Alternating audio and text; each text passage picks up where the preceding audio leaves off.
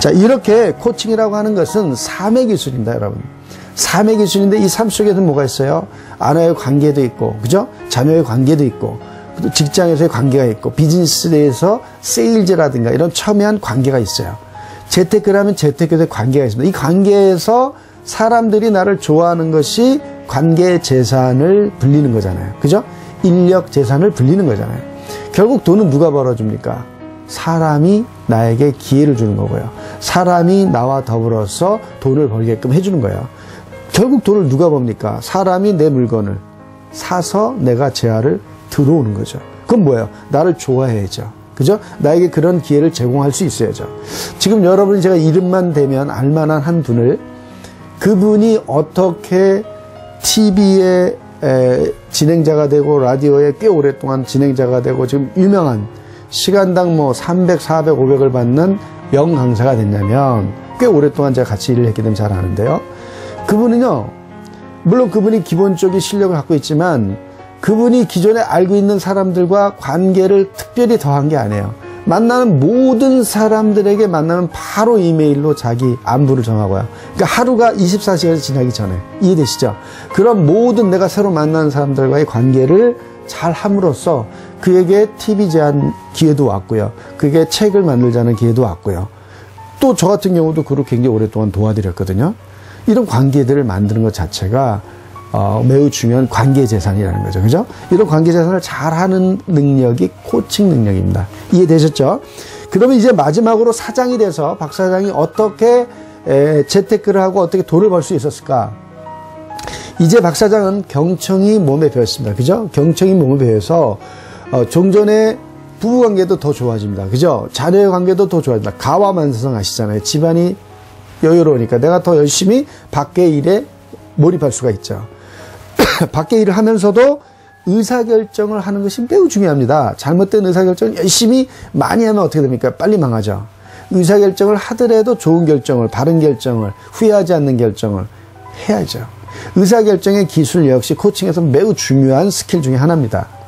이것은 기술이라고 말하지만 왜 기술이라고 말하냐면 어떻게 하면 바른 기술이 되고요. 어떻게 하면 바른 기술이 되지 않습니다. 바른 기술이 되지 않는 것.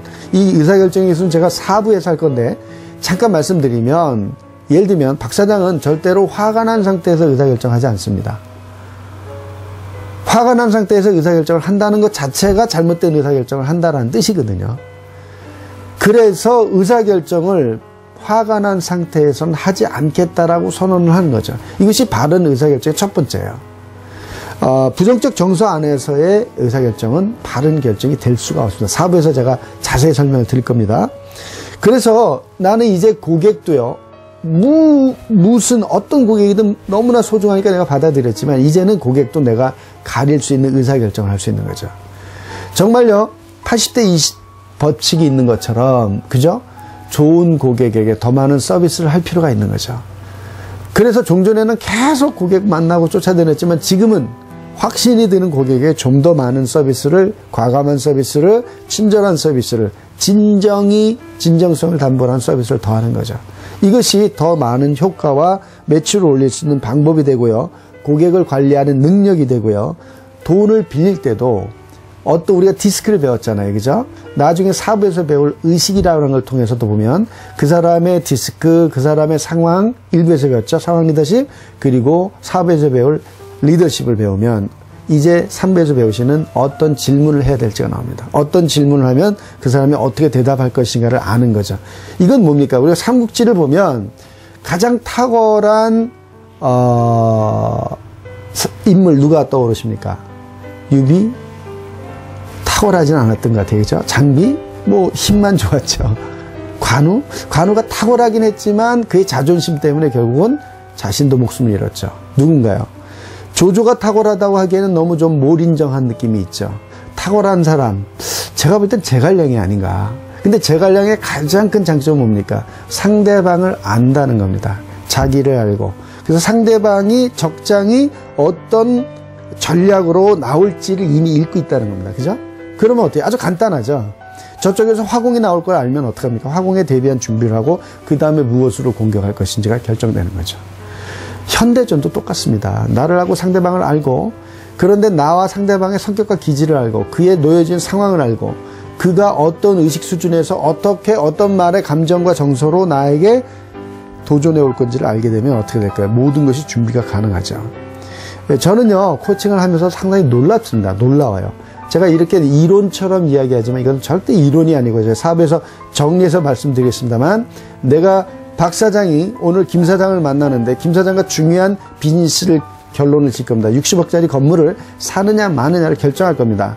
그런데 그가 어떤 말을 할지 이미 박 사장이 알고 있다면, 그렇죠? 마음의 준비가 가능하겠죠. 어떤 준비를, 어떤 자료를 백업해야 되는지 알겠죠. 그의 성격과 디스크를 안다면 신중해서 논리적으로 준비를 해야 될지, 그죠? 어떤 질문을 던져야 될지 알 수 있겠죠. 그의 의식 수준을 안다면 그가 지금 돈을 더 많이 어떤 방법을 써서라도 더 많이 벌고 싶은 그런 욕망의 상태에 있는 건지, 그죠? 돈을 좀 벌 만큼 벌었는데 지금 자존심 상하는 일 때문에 늘 만사가 좀 불평불만으로 가득 차 있는 상태인지, 그래서 가끔은 화도 나고 가끔은 자존심도 상하는 그런 상태인지, 그죠?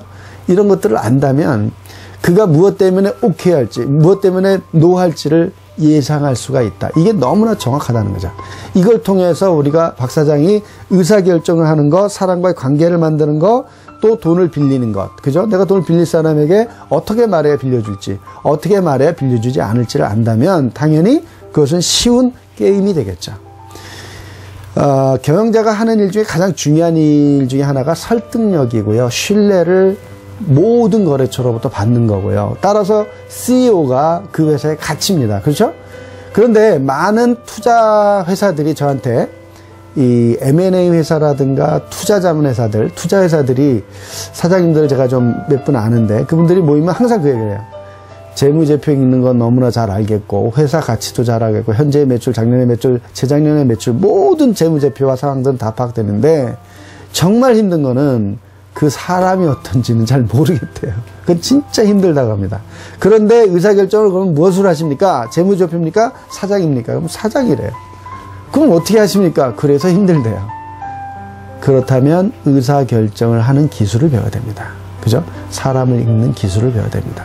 우리가 성격과 기술 배웠고 상황 리더십 배웠고 그 다음에 대화의 기술 배웠지만 마지막에 정말 중요한 것은 그 사람의 놓여져 있는 의식의 수준을 배워야 된다. 그러면 그가 어떻게 요구할 건지를 읽을 수가 있어요.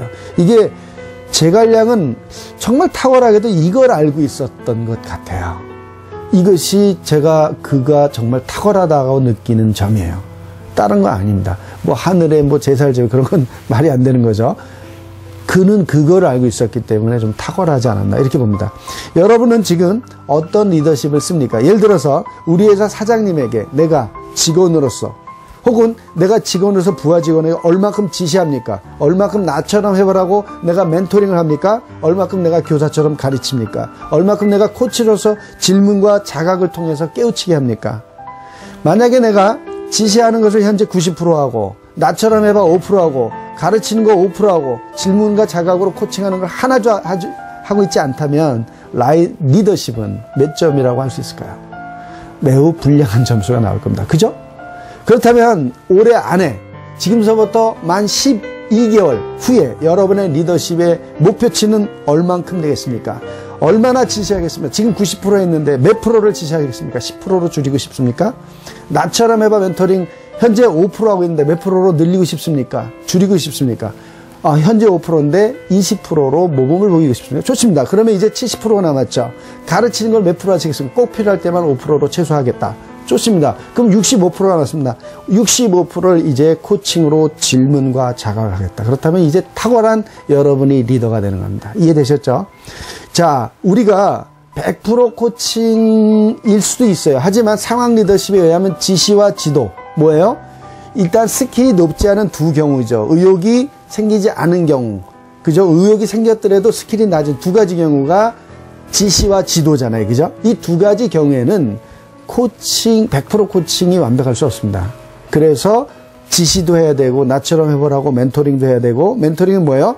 같이 살면서 도제처럼 도자기 공에게 그 사부가 어떻게 아침에 일어나서 기도하고 물 기르고 이 모든 것을 같이 살면서 배우는 게 멘토링이죠. 나처럼 해봐라, 나를 카피하라. 이게 멘토링이잖아요. 그죠? 그런데 이 멘토링은 한계가 있어요. 그죠? 어떻게 같이 도제처럼 함께 생활합니까? 한계가 있잖아요. 그리고 우리가 항상 모두가 다 리더가 될 수는 없잖아요. 그죠?